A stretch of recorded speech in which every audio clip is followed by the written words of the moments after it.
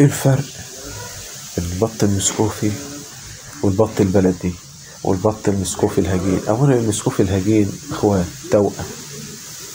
المسكوفي الهجين توأم بيبقى نفس الشكل. طب الاختلاف في ايه؟ في ميزانية البطة. طب احنا هنوزن البطة بالجرام. السلام عليكم ورحمة الله وبركاته. ان شاء الله في الفيديو ده هنعرفكم على الفرق بين المسكوفي والسوداني. المسكوفي والسوداني ما علينا من الفرنساوي والبغل. الفرنساوي غيرهم خالص، بس المسكوفي والسوداني ولاد عم، اخوات قرايب من عيلة واحدة. بعد ما نصلي على رسول الله هنعرف ايه الفرق على السريع كده. مدة الفيديو 4 دقايق وشوية ان شاء الله. البط السوداني زي ما معروض لحضراتكم في الصور غير البطة المسكوفي. هما في العمر الاول البطة المسكوفي بتبقى رجلها سود مسكوفي. ده البط الاصلي، في منه اسمر وفي منه ابيض وفي منه مشكل. بيبقى ليه مخلب ضوافر تشبك كده، عشان في ناس بتجيب مسكوفي ويطلع بغال. فاشتروا البط اللي قدام حضراتكم في الصور ده ابو رجل سودا وراس بني غامق يميل للسواد وليس اسود.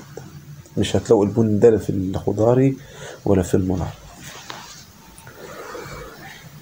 البط السوداني بيبقى فيه 4 نقط في ظهره زي ما موضح لحضراتكم هنا في الصور، وبيبقى اسود مائل للرصاصي في اصفر. يبقى ريش البط وصغنن كده طالع من البيضة اصفر، ابيض يميل للصفرا.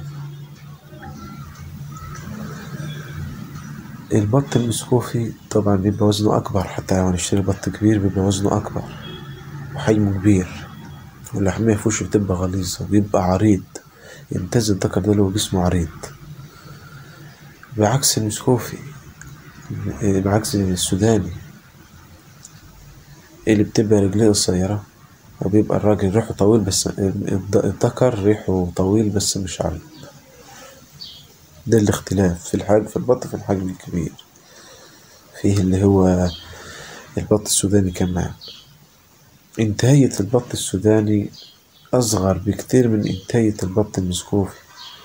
انتاية البط المسكوفي بسم الله ما شاء الله بتبقى توصل 2 كيلو ونص و3. أما البط السوداني من 2 كيلو 2 وربع، كيلو ونص، كيلو 700، كيلو 800، 2 كيلو 2 كيلو وربع. قليل لما نلاقي بط السوداني 2 كيلو ونص. ده بيبقى برضو على حسب التغذية انت بتاكليها ايه. طبعا المسكوفي أغلى من السوداني. بيضة البطة المسكوفي أكبر من بيضة البطة السوداني، بعكس البطة السوداني العتقية غير البطة المسكوفي البكرية.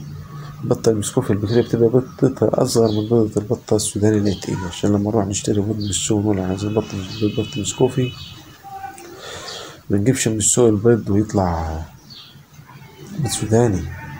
طب المسكوفي الهجين توأم المسكوفي العادي،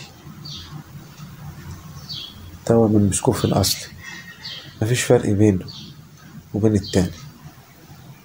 فالمسكوفي الهجين سعر واحد بعكس السوداني. ده كان موضوعنا الفيديو. يا رب الفيديو يكون يعجب حضراتكم.